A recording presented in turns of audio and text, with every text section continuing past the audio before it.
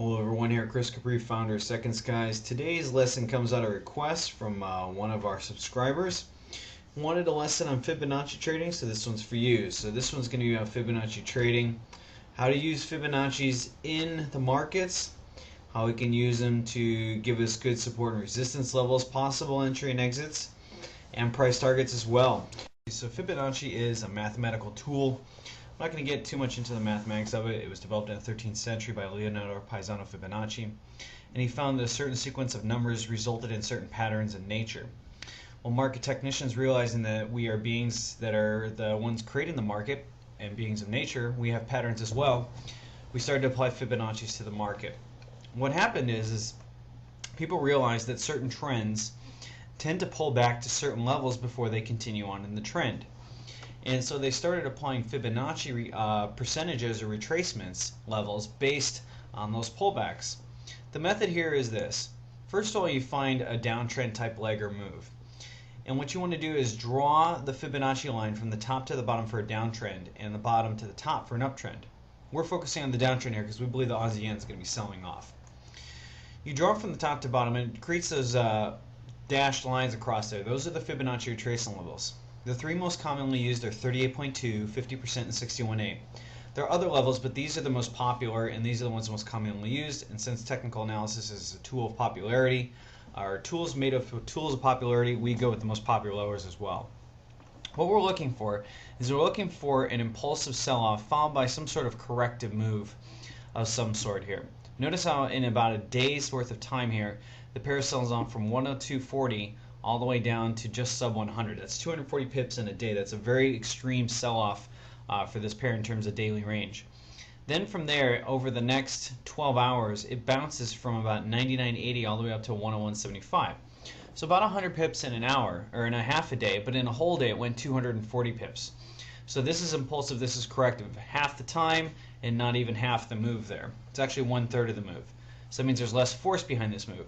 We draw Fibonacci's and we look for this pair to stop at certain retracement levels.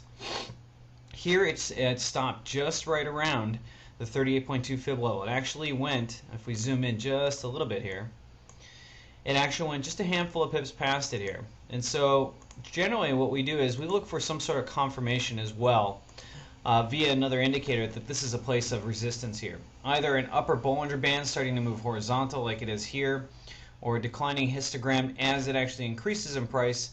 Our intraday oscillator is decreasing as well. We'll look for something of that sort to give us additional confirmation, as we do not get in on just Fibonacci's alone. Granted, there are great support and resistance levels, but we need other indicators to get in. Now the theory in terms of profit targets is there's something called Fibonacci extensions. That means that if the pair stops at the 38.2%, it should go to the 138.2 extension. If it stops at the 50, it should go to the 150 extension. And if it stops at the 61.8, it should go to the 161.8 extension. If you believe that it's going to stop at the 38.2, I always suggest putting my stop above the 61.8. If you believe it's going to stop at the 50, then I suggest putting my stop at the 78.6. You can calculate that by measuring the distance between these two and then adding those pips on top. If you believe the 61.8 is going to hold it, and that's where your indicators show you that that area is going to hold, then I put my stop above the 100. General method is I use two lots, using my first slot to target the initial portion of the end of the move here, in this case the swing low. That'll be taking profit on my first slot, and once I do that, I bring my stop to free. Then from there, my second target will be the extension. So since we're stopping at the 38.2, we have 5 hours just sitting here right at the 38.2, then we'll go just past the 138.2 extension. And that's exactly what happens, as you can see right here. Sells off over about a day's worth of time and hits the 132 extension, and actually spends about 8 hours treating this as support before it produces some kind of bounce. Now we notice that we have another impulsive sell-off followed by a corrective sell-off here. So this means we should try and draw another Fibonacci tool in this one as well. So we draw from the highs to the lows, and actually I would actually draw from this portion of the move because this is really where the leg sold off. And so here we have the corrective move and then touch up and then boom, sell off right there. That's where the impulsiveness started. You got about 10 hours of selling and you got about 15 to 20 hours of buying here, but notice impulsive corrective move here, and we're running into the Bollinger Bands, which is moving horizontal. Also notice how as price is increasing, the MACD histogram is subtly declining here. So this should give us an impetus to go short at the 50% level. What I usually do is I wait for one candle at least after I've had several indicators, either a Bollinger Band or a histogram or something showing me this is going to be a place to go short or continuation of the trend. I wait for the candle to close and then I get in on the open of the next candle. Let's follow this trade and see how it works out. Here we have a little bit of a bounce, tries to come back, doesn't quite do it. And then look at these candles right over here. 2 candles, 2 hours, closing right at the top here. Small wicks past it, but not getting past the 50% fib here. And so here they are. Ooh, interestingly enough, we do test the 6018. Now take a look at where the 6018 is lining up. It's lining up with the swing low on August 1st here. This is where we had the touchdown before we had a bounce. This is a great confirmation of a row reversal level, and now it gives us further confirmation. Even though we're just only 18 or 20 pips underwater, we now realize, hey, this is coming to a row reversal level. If it's going to reverse, it's going to do it here. Also notice increasing price, declining histogram, further supporting our trade. And the angle of the Bollinger Bands is not as sharp as it was when it was selling off, suggesting corrective move and impulsive move downward to follow. Well, after spending about 6 hours treating the 6018 as support, 7, 8, 9, 10, and now a total of 15 hours, it starts to sell off consistently with over 7 hours of consistent selling. We break below the 38.2, we re-attack the 20 EMA, and then after spending a few hours treating the 38.2 support, we start our sell-off again. And now after a little bit of bounce, the move starts to get really aggressive and it starts to walk the bands here. This is affectionately called the walking of the bands here. Now zooming in just a little bit further and down a little bit, we can see, hey, are we going to make it to our 150 extension? And boom, there we go. Touch our 150 extension without much of a problem there. The end of the move there hit our profit target. Once we hit here, remember, you want to take profit and move it to free after that. One beautiful example also of how this works, even on longer time frames, that was an hourly chart. We're going to move on to the pound yen, which had a very elegant head and shoulders pattern here. We had a nice little head and shoulders here, had a nice little neckline lining itself up. One other thing that was also happening was we had this nice little 61.8 retracement, and notice how it created double top here with waning MACD histogram the entire time, giving us a great opportunity to go short, and this should make it to the 161.8 extension. And after a little bit of work around here and bouncing off the 50% fib, we broke through that and hit the 161.8 extension. 5 months later, 3,900 pips on the board there. So it just shows you how powerful these profit targets can be.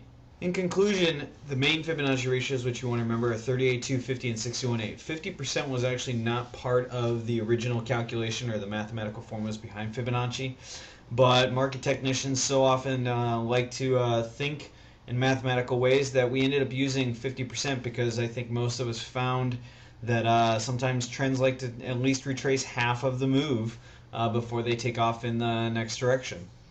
Other things to notice about it: if the trend holds its directions, Fibonacci retracements along with other indicators should take the position to the extension as long as that trend continues on, and it's usually great price targets. Extensions themselves are created by adding 100% to the retracement level. Thus, if it stops at the 38.2 retracement fib level, it should go to the 138.2 extension, 50% should go to the 150, and 61.8 should go to the 161.8 extension. One other thing to know is fib levels themselves are not sole reasons for entering a position.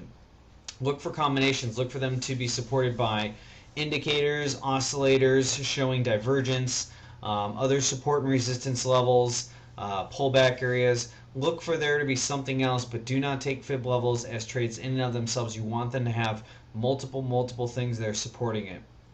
And the last thing to use is, or to notice, that they're great if used during corrective moves, which follow after an impulsive move. So if you have a nice impulsive up or down move, if you see that the price action after is corrective, pull the fib, and if you see it going to a retracement level along with other indicators in combination, that usually often leads to a great area to get in and out of the position. Okay, so for some of you there that are looking to take your training to the next level, we specialize, and I specialize in private education and mentoring. I like to pour all my energy into a trader inside 1 month and take them from wherever we're at to a level of profitability inside a month. I do this every single month to traders all the time, no matter what their level is. Where does this trading actually come from? Well, some of the systems that I'm teaching are all part of the 2S Sniper system. Maybe you don't want the private education, but you're looking for a systematic way to trade. This will save you 2 to 3 years worth of work, and it'll give you a professional, institutional grade strategy way to trade the markets. And so this way it'll save you time and money because you won't have to do the research. The system does it for you. If that's something you're interested in, the sniper system is the way to go. Some people also like trade signals and live market analysis, to talk to somebody and get feedback throughout the week. I give 2 of those throughout the week. Now, if any of these services sounds interesting to you, email me info@2ndskies directly, or you can visit our website, www.2ndskies.com. Until then, good hunting, everyone.